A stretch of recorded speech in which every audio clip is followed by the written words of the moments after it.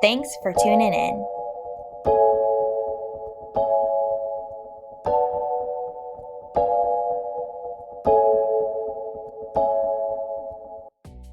Now that we made it back to our home base, we realized we had quite the list of things to accomplish ahead of ourselves. With only a month and a half to go, and half of that month filled with other obligations, we had to kick our butts into gear.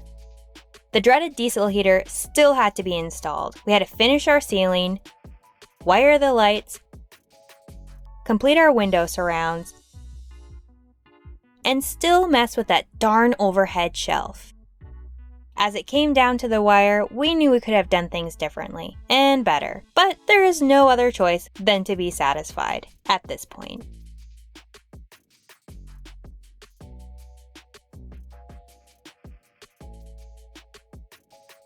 Bryce left the diesel heater for one of our last installs because there was a lot of dreaded work to do to make it work. We went with a Chinese diesel heater because it was only $150 compared to the other brands that cost between $1,200 and $1,500. How do you think this is gonna go? I've been dreading this install since I started reading about vans. So I think it's gonna be horribly hard. Luckily I found the Far Out Ride has a nice guide, so I'm gonna follow his guide and see how that goes. But you gotta really, in order to put it underneath the passenger seat, which I planned on the whole time, you really gotta hit it right on the money. There's not a lot of room for error. So, yeah, I don't know. I think my estimation is it's gonna take me a day and a half to do this install. I think it's actually gonna take me a week. So, yeah. Okay, well, great. We started out this project with taking apart the passenger seat. It's like you're trying to manhandle the seat, but the seat's manhandling you. It's so much heavier now with the swivel seat base on it.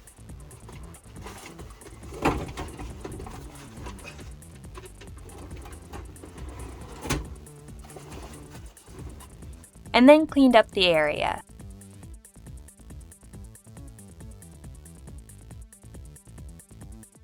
Bryce likes to do most of his research on the spot to ensure only minimal failures.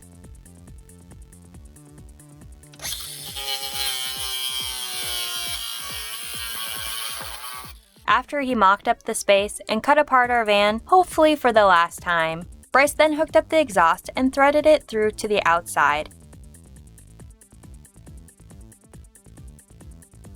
and attached it to the bottom of the van. He then hid the lines under the step and attached the diesel tank to the inside of the sink, so it's out of our way. Ta-da! The heater was installed! However, we avoided turning it on. And good thing we didn't procrastinate too long, because, not to our surprise, something was wrong. So we had to take the seat apart again to place a spacer under the heater to allow the fan to spin appropriately. Do you have diesel in it? Yeah, I just don't hear the fuel pump kicking on or anything. Sucking fuel. Is it? Maybe it takes a second to... Yeah, I'm sure it's a long fuel and it's empty. Maybe that's what it's doing. It's just showing like a red and a green arrow that's pulsing. The instructions are so great that I'm sure I can look this up. Is it blowing pretty good?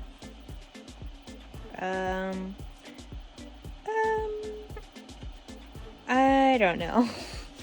It feels like someone's just blowing with their mouth on my foot. Well, it's not fired up yet, as far as I know, but is it actually moving a decent amount of air? It just feels like someone's going on my foot. It smells burny. That's good. Is it? Is it good? That's good. That means it's like maybe igniting.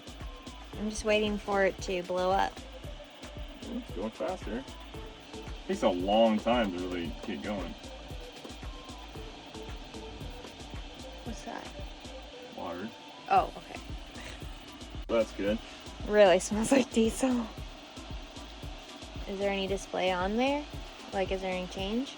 No, it's just still going left and right. Oh, it's really getting intense. Yeah, it is. And after some adjustments, we had heat. Yeah, my feet are getting warm. Wow, that's really pumping. Woo, that's hot. Oh yeah, nice. We got heat. And just like that, we finished our heater. Psych. At last it had another trick up its vent. We found the heater was working too well and overheated itself.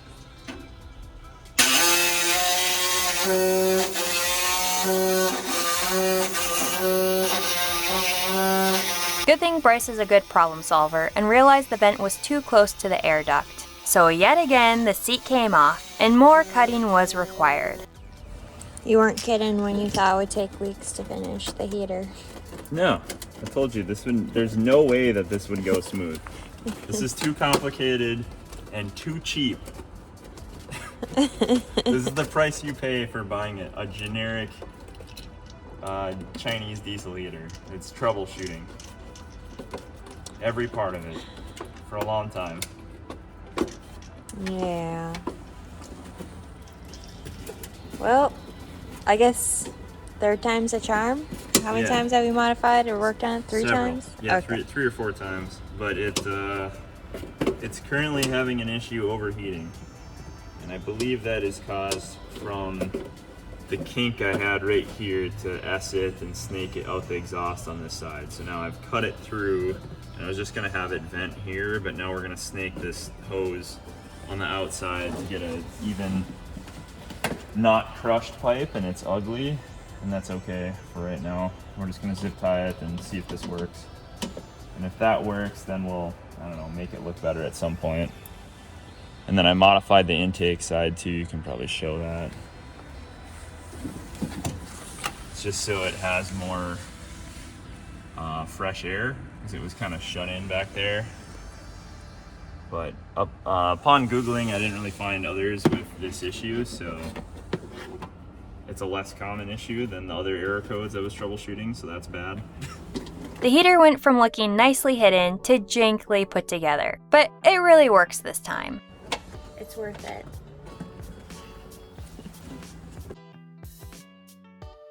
The next projects to cross off our list was redoing the shelf for the millionth time. I was getting really tired of hitting my head every night, so Bryce took the opportunity to cut off the end. Yeah, we will lose shelf space, but to help with that I hung baskets instead. This will make it a softer blow to the noggin in the middle of the night. Then we added end caps to seal it in. Looks great. Lastly, we added our cabinet door.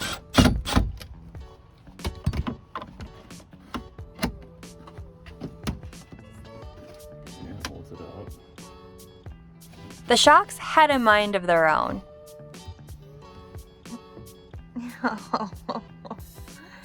That's as far as it shuts? Yep.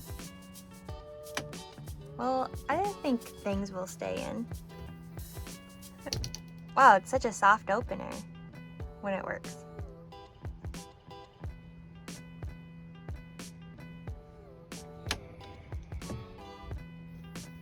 So we decided to scrap that idea and went with a magnet on the ceiling instead. Later we worked on the furring strips for the ceiling because we thought that would be an easy task, which for the most part it was. What made it feel even more homey? Drumroll please. The lights. The dimmer switch is especially nice too. I can't believe we went this long without finishing the lights because they made this place pop.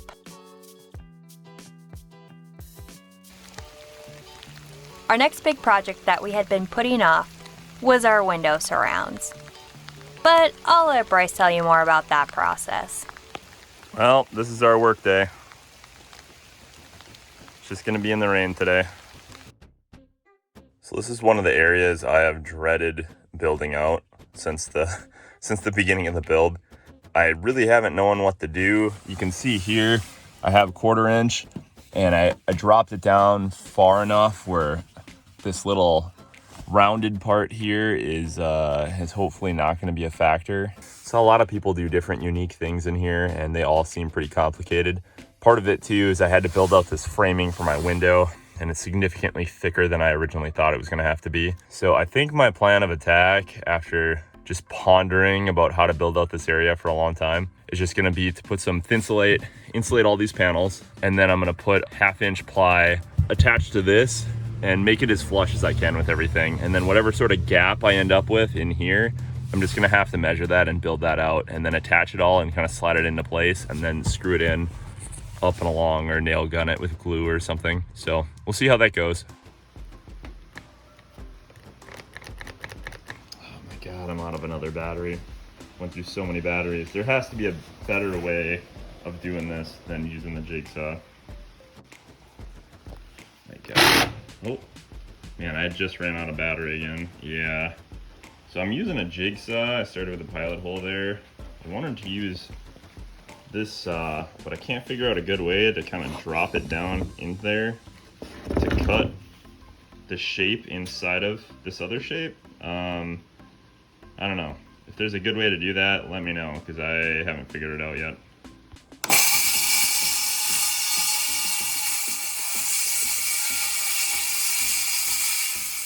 One of the major differences between a novice builder and a master builder is when the master builder measures out something and cuts it, they can pretty much predict that it's going to fit pretty well once they stick it in whatever and test fit. As a novice builder, every single time it's a gamble. I get done cutting something like the shape I just cut out, and I'm just praying that it's going to be even remotely close to this shape. So yeah, I guess we'll see how it goes.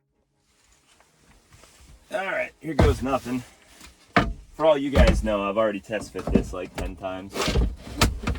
In reality, I have not. Okay, this is going well. Should take it out the mattress. All right, here's my first test fit. Fits perfect. Yeah, just kidding. I think this is number 4. I had to cut these corners out because everything's rounded in this eggshell of a Transit. Cut the window hole a little bit off, so that was fun to recut. I managed to salvage this piece. You know, the great thing is I ended up starting on Jen's side of the bed, so I won't have to stay up at night just sweating and staring at this thing and all the mistakes. My side should hopefully end up just a little bit cleaner. Since I'll use this as a prototype. But anyway, yeah, so now it's just trying to figure out how to fill in these gaps or if I'm gonna do that at all. I mean, it honestly just doesn't look that bad just in its place. I'll let you know.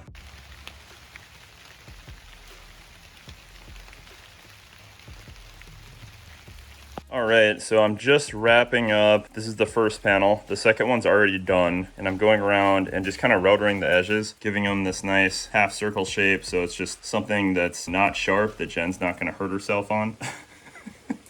It's just a little bit of finishing. And then I also routered the other side of it, so it's gonna sit a little bit flusher on the window, which is all bubbly and round. So we'll see how it looks. I wanted to mention something here too. So if you are routering your edge and you use imperfect tool like a jigsaw or something and you don't have a completely precise hand, you know, I kind of freestyled this, it is going to show off your imperfections. You can see this little divot here. That's kind of a bummer. Just be aware if you're going to be trying to do some finish work on unperfect edges that it won't look perfect.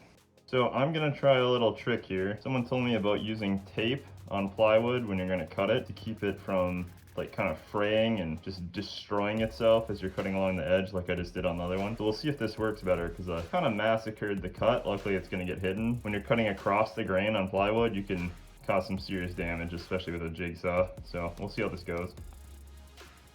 Okay, this is with that trick. That's significantly better. Last time it kind of cracked off the top layer all the way into here. Got to take that little wave out with a sander, but not bad. I think he did great.